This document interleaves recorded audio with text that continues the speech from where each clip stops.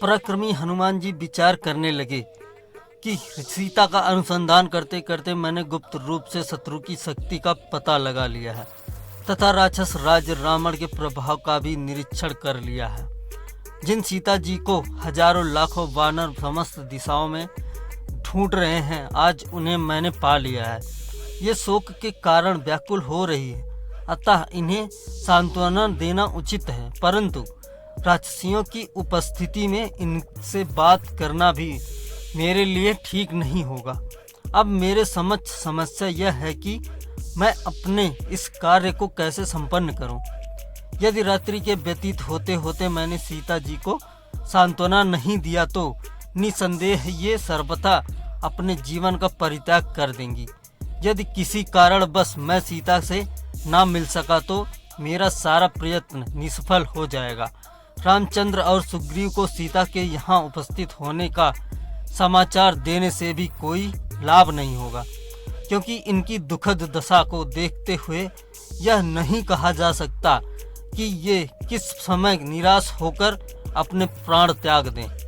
इसलिए उचित यही होगा कि मैं सीता जी, जिनका चित्त अपने स्वामी में ही लगा हुआ है, उनको श्री राम के गुण गाकर सुनाऊं, जिससे उन्हें मुझ पर विश्वास हो जाए। इस प्रकार भली भांति विचार करके हनुमान मंद मंद मृदु स्वर में बोलने लगे। इक्ष्वाकुओं के कुल में परम प्रतापी तेजस्वी यशस्वी एवं धन धान्य समृद्ध विशाल पृथ्वी के स्वामी चक्रवर्ती महाराज दशरथ हुए हैं।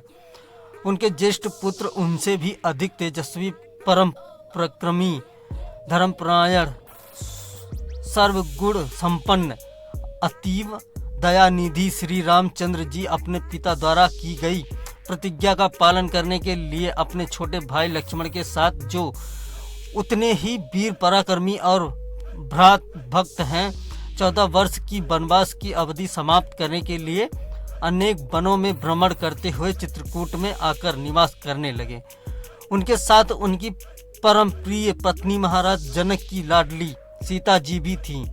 वनों में ऋषि मुनियों को सताने वाले राक्षसों का उन्होंने संहार किया। लक्ष्मण ने जब दुराचारिणी शूर्पणखा के नाक कान काट लिए तो उसका प्रतिशोध लेने के लिए उसके भाई खरदूषण उसने युद्ध करने के लिए आए, जिनको रामचंद्र जी ने मार गिराया और उस जन स्थान को राक्षस विहीन कर दिया। जब लंकापति रावण को खरदूषण की मृत्यु का समाचार मिला तो वह अपने मृत्यु मित्र मारीच को लेकर छल से जानकी का हरण करने के लिए पहुंचा। मायावी मारीच ने एक स्वर्ण मृग का रूप धारण किया, जिसे देखकर जानकी की मुग्ध हो गई। उन्होंने राघवेंद्र को प्रेरित करके उस माया मृग को पकड़कर या मार कर लाने के लिए भेजा। दुष्ट मारीच ने मरते मरते राम के स्वर में हा सीते हा लक्ष्मण कहा था। जानकी श्री भ्रम में पड़ गई और लक्ष्मण को राम की सुधि लेने के लिए भेजा। लक्ष्मण के जाते ही रावण ने छल से सीता का अपहरण कर लिया। लौटकर राम ने जब सीता को ना पाया तो वे वन वन घूमकर सीता की खोज करने लगे। मार्ग में वानर राज सुग्रीव से उनकी मित्रता हुई। सुग्रीव ने अपने लाखों वानरों को दसों दिशाओं में जानकी की जी को खोजने के लिए भेजा। मुझे भी आपको खोजने का काम सौंपा गया। मैं 400 कोस चौड़े सागर को पार करके यहाँ पहुँचा हूँ। श्री रामचंद्र जी ने जानकी जी के रूप, रंग, आकृति, गुणों आदि का जैसे वर्णन किया था, उस शुभ गुणों वाली देवी को आज मैंने देख लिया है। इतना कहकर हनुमान चुप हो गए। उनकी बातें सुनकर जनक नंदिनी सीता को विस्मयुक्त प्रसन्नता हुई। जब उन्होंने ऊपर नीचे तथा इधर उधर दृष्टिपात किया तो शाखा के भीतर छिपे हुए विद्युत पुंज के समान अत्यंत पिंगल वर्ण वाले श्वेत वस्त्रधारी हनुमान जी पर उनकी दृष्टि पड़ी। स्वयं पर सीता जी की दृष्टि पड़ते देखकर मूंगे के समान लाल मुख वाले महातेजस्वी पवन कुमार उस अशोक वृक्ष से नीचे उतर आए। माथे पर अंजलि बांध सीता जी निकट आकर उन्होंने विनीत भाव से दीनता पूर्वक प्रणाम किया और मधुर वाणी में कहा, हे देवी, आप कौन हैं? आपका कोमल शरीर सुंदर वस्त्राभूषणों से सुसज्जित होने योग्य होते हुए भी आप इस प्रकार का नीरस जीवन व्यतीत कर रही हैं। आपके आंसू भरे नेत्रों से ज्ञात होता है कि आप अत्यंत दुखी हैं। आपको देखकर ऐसा प्रतीत होता है कि आप आकाश मंडल से गिरी हुई रोहिणी हैं। आपके शोक का क्या कारण है? कहीं आपका कोई प्रिय जन स्वर्ग तो नहीं सिधार गया? कहीं आप जनक नंदिनी सीता तो नहीं हैं, जिन्हें लंकापति रावण जन स्थान से चुरा लाया है? जिस प्रकार आप बार बार ठंडी सांसें लेकर हा राम राम पुकारती हैं, उससे ऐसा अनुमान लगता है कि आप विदेह कुमारी जानकी ही हैं।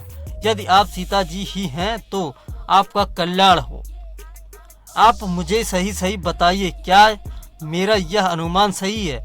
हनुमान का प्रश्न सुनकर सीता बोली, हे वानर राज, तुम्हारा अनुमान अक्षरश सही है। मैं जनकपुरी की महाराज जनक की पुत्री, अयोध्या के चक्रवर्ती महाराज दशरथ की पुत्र वधू तथा परम तेजस्वी धर्मात्मा श्री रामचंद्र जी की पत्नी हूँ। जब श्री रामचंद्र जी अपने पिता की आज्ञा से वन में निवास करने के लिए आए तो मैं भी उनके साथ वन में आ गई थी। वन से ही यह दुष्ट पापी रावण छल पूर्वक मेरा अपहरण करके मुझे यहाँ ले आया। वह मुझे निरंतर यातनाएं दे रहा है। आज भी वह मुझे 2 मास की अवधि देकर गया है। यदि 2 मास के अंदर मेरे स्वामी ने मेरा उद्धार नहीं किया तो मैं अवश्य प्राण त्याग दूंगी। यही मेरे शोक का कारण है।